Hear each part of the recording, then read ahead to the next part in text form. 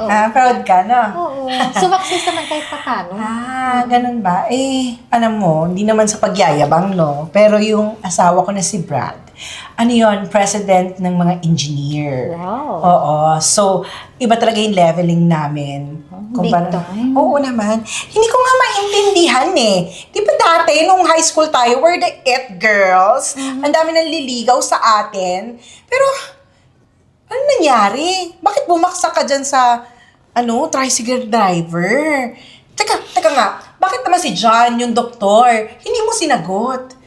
Walang spark eh. Wala. Walang Kahit spark? pogi, walang spark. Kaya, chupe. Ganon? Paano naman yung pera? Kailangan ng pera sa life. Tsaka, ikaw babae ka. Bakit ikaw ang doble kayod? Samantalang siya, tricycle driver.